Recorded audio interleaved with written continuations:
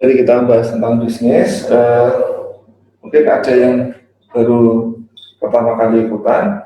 Jadi kita bahas di yang lalu-lalu dulu sebagai apa namanya, biar ingat lagi. Jadi di pertama-tama kita bahas ini pasangan guru SD. Jadi pasangan PNS guru SD yang punya ratusan miliar hanya dengan investasi, gajinya diberikan emas, terus diberikan tanah, ditanami pisang, pisangnya dijual, dijadikan emas lagi, diberikan tanah lagi, dan cuma dengan cara seperti ini maka beliau berdua itu punya harta ratusan miliar di tahun ini.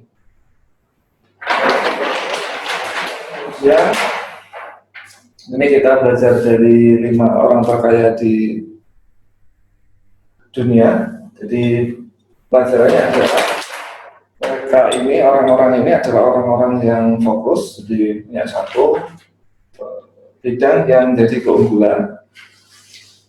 Jadi kita dalam berinvestasi dan berbisnis juga gitu. Jadi kita harus ada satu bidang yang kita jadi support di situ, sehingga kita itu apa namanya, ilmu kita dalam di situ, dan maka hasil kita investasi akan bagus di situ. Kemudian kita terangkan kemarin compounding growth atau pertumbuhan gabungan. Jadi dengan modal 100 juta itu bila pertumbuhan imbal hasilnya 20% per tahun, terus dilipatkan, diinvestasikan hasilnya dalam waktu 30 tahun, itu jadi 237 kali. Terus kalau imbal hasilnya 25% per tahun, maka hasilnya di tahun ke-30 jadi 800 kali lipat dari modal. Kalau angka imbal hasilnya jadi 30%, maka di tahun ke-30 imbal hasilnya jadi 2.620 kali lipat dari modal.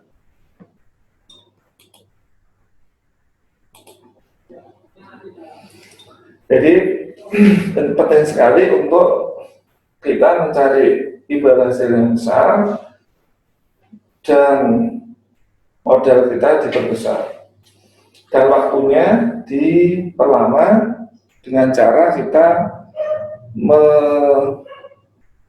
memulai dengan lebih cepat. Terus kemarin kita bahas ini siklus ekonomi jangka panjang, dan setiap negara pasti punya siklus ini, dan Indonesia ini sekarang naik. Jadi buat teman-teman semua, sekarang waktu yang tepat untuk berinvestasi dan berbisnis. Terus ini adalah siklus ekonomi jangka pendek. Jadi siklus ekonomi jangka pendek ini 3-10 tahun.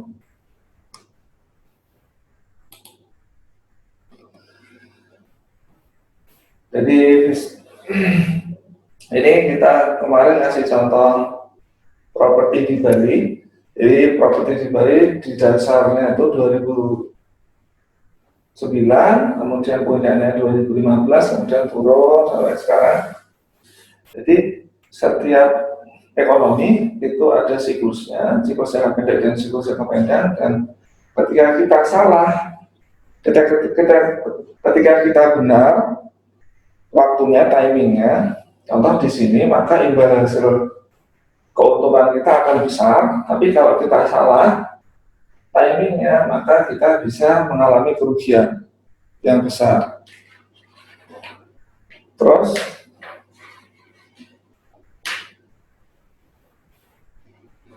nah, kalau ini siklus bisnis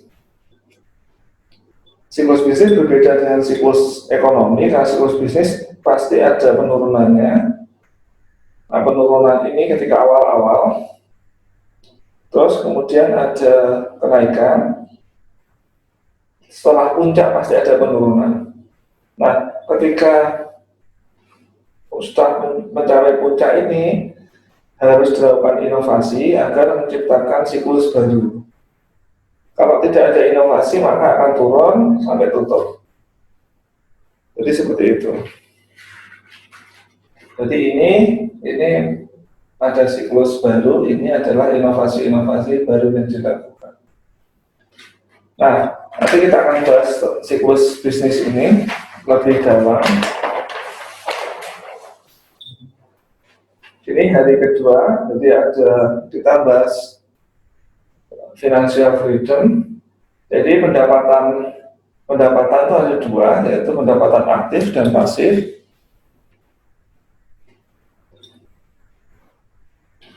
Pendapatan aktif ini contohnya gaji teman-teman dokter, berarti dari gaji atau praktek dokter. Kemudian dapat yang pasif ini adalah hasil investasi. Nah, semakin besar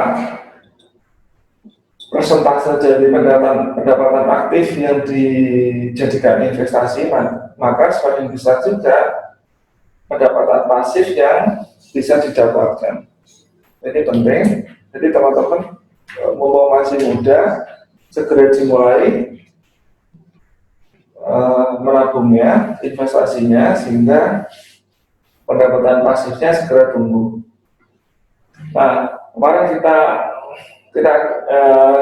di grup itu kita bikin grupnya Retire Before 40, itu biar teman-teman dari gaji itu bisa investasi terus dapat financial freedom sebelum umur 40.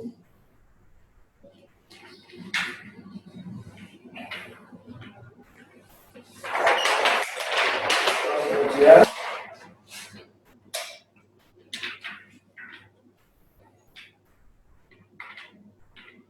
nah ini perhitungannya.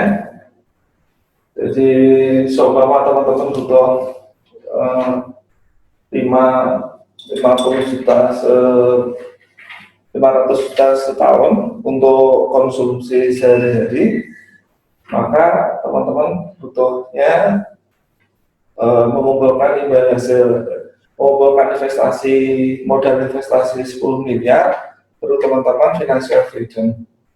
Tapi kalau mungkin 300 juta, maka cuma sekitar 6 miliar sudah financial freedom. Terus berikutnya, jadi aset itu ada 3 macam. Yang pertama adalah aset yang mengurangi kekayaan, kemudian aset yang menjaga kekayaan, kemudian aset yang menghasilkan kekayaan. Dan kunci dari memilih aset ini adalah harga beli. Jadi ketika harga aset apapun, sebaik apapun, ketika harga belinya kemahalan, maka dia akan mengurangi kekayaan. Nah, ini contoh-contohnya yang menghasilkan kekayaan, contohnya tanah, bisnis, terus yang menjaga kekayaan, contohnya emas, terus yang mengurangi kekayaan, contohnya kendaraan, terus elektronik, terus berikutnya ini masalah di Indonesia karena COVID, dan di luar negeri juga, di US, di Eropa, karena COVID, maka negara-negara di dunia banyak melakukan stimulus ekonomi, maka yang terjadi adalah suplai uangnya naik, kemudian nilai uangnya turun, inflasi, terus harga aset naik. Jadi sekarang beberapa bulan lagi itu teman-teman bisa adalah waktu emas untuk berinvestasi, karena harga aset nanti setelah krisis akan naik tinggi. Jadi sekarang adalah waktu yang tepat. Terus Berikutnya adalah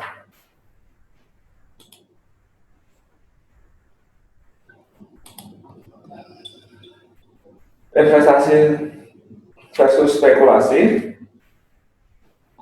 Nah, investasi versus spekulasi ini secara sederhana bisa dibagi jadi dua, bisa dibedakan berdasarkan targetnya apa. Kalau investasi targetnya adalah hasilnya, jadi kalau beli bisnis maka dari labanya itu berarti investasi. Kalau cuma kenaikan harganya saja nanti bisa dijual lagi kayak gini, itu berarti fokusnya adalah spekulasi, lebih cenderung ke spekulasi. Karena fokusnya kenaikan harga. Kalau spekulasi fokusnya kenaikan harga. Kalau investasi fokusnya adalah hasil. Contoh properti. Maka kalau spekulasi berarti beli properti karena yakin kalau tahun depan harganya naik. Nah, itu berarti adalah spekulasi. Tapi kalau beli sesuatu properti contoh, terus fokusnya adalah dari sewanya, berarti itu lebih ke investasi. Nah, contoh dari spekulasi ini Bitcoin dan blockchain lain, Ethereum dan lain-lain kripto. Nah, itu adalah yang diharapkan oleh orang yang membeli Bitcoin hanyalah kenaikan harga, maka itu lebih cenderung ke spekulasi. Terus berikutnya adalah, nah ini greater fool theory, jadi teori orang yang lebih bodoh yang membeli lebih mahal. Jadi banyak euforia pasar, bubble, banyak bubble terjadi karena ini. Contoh dulu di 2012 itu banyak orang di tahun 2012 itu banyak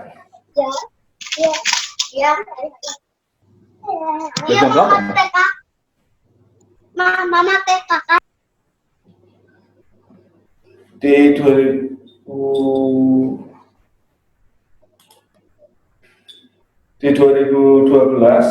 itu banyak orang yang membeli properti karena padahal itu 2012-2013 sudah di puncak di Jakarta dan Surabaya. Mereka membeli properti karena berharap harganya akan naik. Jadi kemarin saya kasih contoh, ada salah seorang dokter angkatan 90-an itu beli 22 properti, kemudian satu persatu dijualnya sampai 2017 baru bersih. Jadi ini harus diperhatikan apakah teman-teman ini melakukan investasi atau spekulasi. Terus kemudian kemarin kita ke valuasi. Nah, valuasi itu penaksiran nilai. Jadi kemarin ada pertanyaan bagus tentang kalau spekulasi semakin besar resiko, berarti imbal kemungkinan keuntungan semakin besar. Itu salahnya. Jadi semakin besar resiko itu tingkat imbal hasilnya semakin rendah. Karena semakin besar resiko berarti kemungkinan untuk rugi semakin besar. Ini yang sering sekali salah, banyak sekali salah yang dipercaya. Ini valuasi bisnis atau investasi. Jadi yang menentukan valuasi yang pertama adalah suku bunga. Jadi ketika suku bunganya tinggi, maka harga-harga aset akan rendah. Ketika suku bunga rendah, maka harga aset akan mahal. Jadi harga aset itu berbanding terbalik dengan suku bunga. Kalau suku bunganya turun, maka harga aset tinggi. Kalau suku bunganya naik, harga aset rendah. Kenapa harus seperti itu? Karena kebanyakan orang itu membeli aset dengan berhutang. Sehingga yang terjadi adalah ketika suku bunganya rendah, banyak yang tidak mau berhutang. Terus, nah ini yang terakhir, yang paling terpenting dari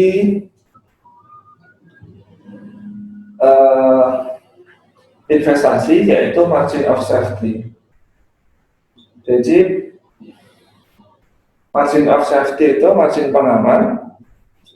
Ini diperkenalkan oleh Benjamin Graham. Intinya adalah seperti ini. Jadi contoh, harga aset itu 110 miliar, maka kita belinya hanya kalau ditawarkan di bawah 5 miliar. Nah, ini sebagai ilustrasinya. Jadi jembatan 10.000 ton itu akan kuat. Jembatan 10.000 ton yang kekuatannya 10.000 ton, maka hanya boleh dilewati maksimal 3.000 ton. Nah, seperti itu. Jadi masih ada jarak antara kekuatan sebenarnya dan yang lewat. Maka ketika ini dipraktekkan, maka investasi kita aman. Terus kemudian, nah ini pertanyaan kemarin, bila resiko itu tidak berhubungan lurus dengan keuntungan. Jadi ketika resikonya makin besar, maka keuntungannya makin kecil. Jadi bukan seperti yang dipercaya oleh banyak orang. Contoh ini, ada rumah 10 miliar. Rumah harganya 10 miliar, kemudian karena pemilik rumah ini ada masalah, terus rumah ini dijual 5 miliar, maka kita terus dari 5 miliar ini orang yang membeli kemudian dijual lagi 15 miliar. Jadi harga yang turun itu berarti menunjukkan kalau resiko malah semakin rendah dan keuntungan semakin tinggi. Harga yang turun menunjukkan keuntungan makin besar dan resiko makin rendah. Harga yang tinggi menunjukkan resiko yang besar dan keuntungan yang rendah. Jadi jangan kebalik.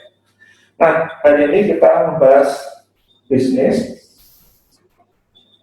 Jadi bisnis ini sebenarnya adalah salah satu investasi. Jadi bisnis ini adalah salah satu investasi. Jadi teman-teman bisa bikin bisnis, mengembangkan bisnis, atau investasi di bisnis, atau membeli bisnis mayoritas atau keseluruhan. Dan itu sama. Jadi pilar-pilarnya, pola-polanya sama. Dan bisnis ini sama, kita memilih bisnis atau membeli bisnis itu sama seperti kita membeli saham. Jadi saham ini kepemilikan bisnis.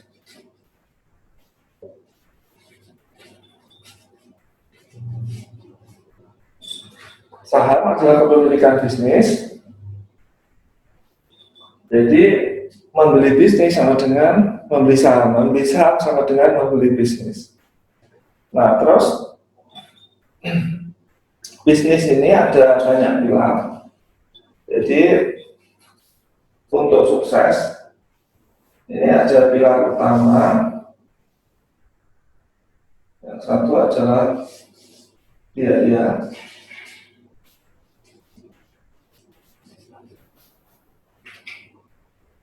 Terus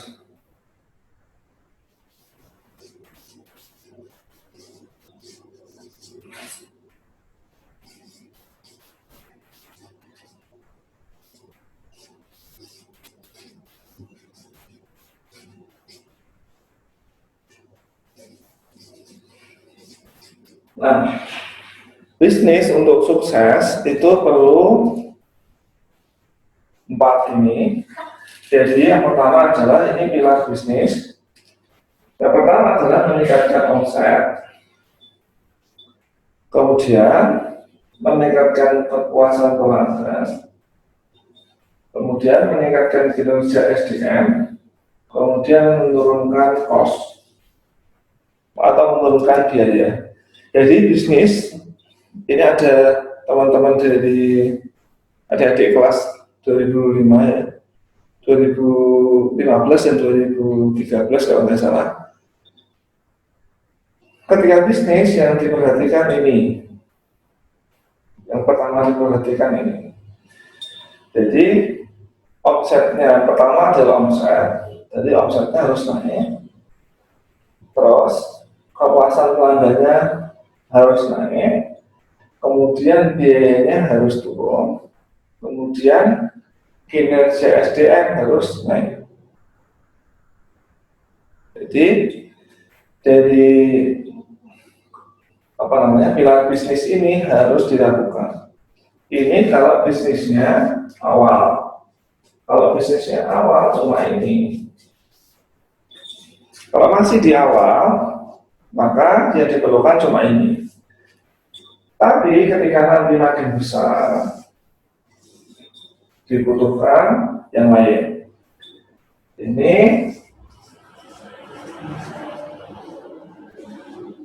organisasi, jadi harus membangun organisasi. Mungkin ketika kita mulai, kita cukup memperhatikan ini, omset, kepuasan pelanggan, kinerja SDM, dan cost.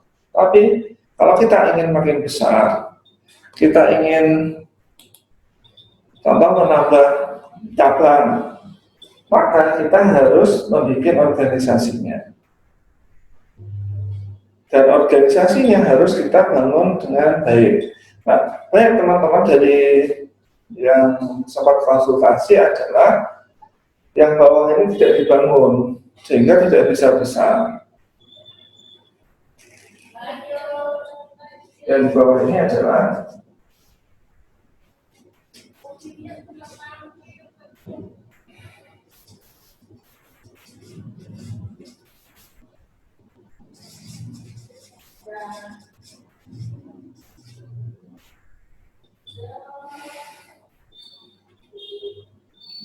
ini yang adalah bawah.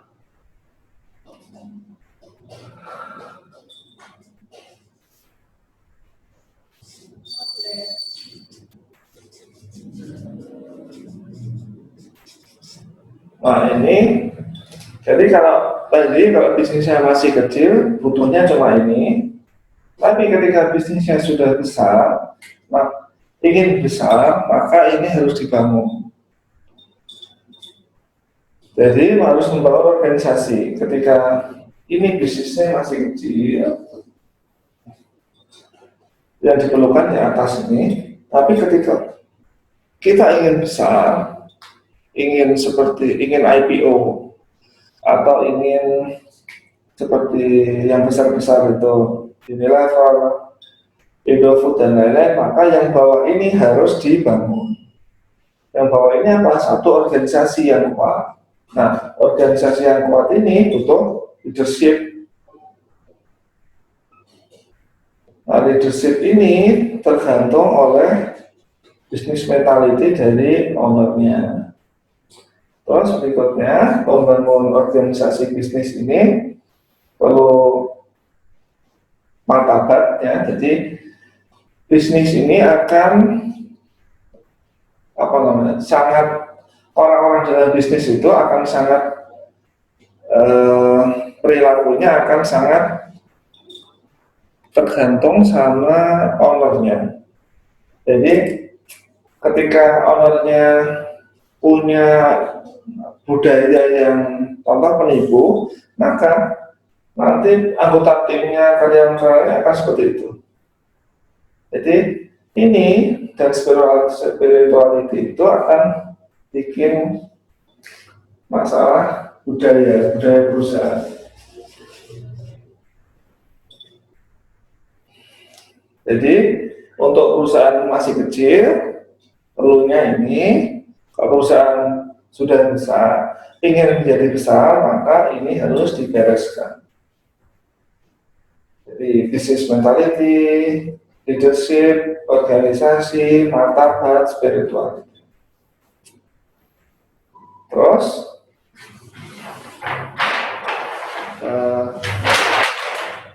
ini masih berhubungan.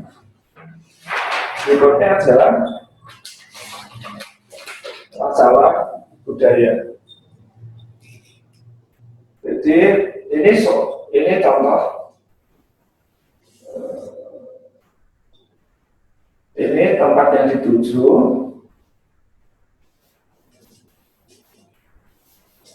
Ini impian kita. Terus ini tempat kita sekarang.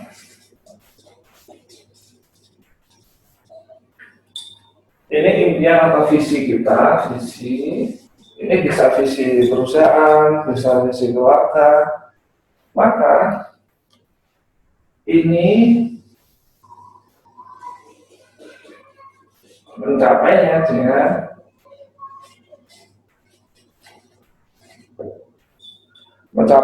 budaya. Jadi ketika teman-teman punya tim, bikin bisnis atau ingin membeli bisnis, maka ini harus ditekankan betul-betul. Jadi budaya apa yang kita inginkan dari perusahaan kita ini?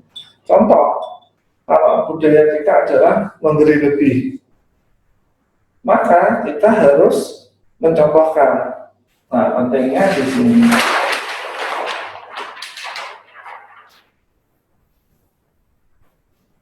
Sini dan di sini.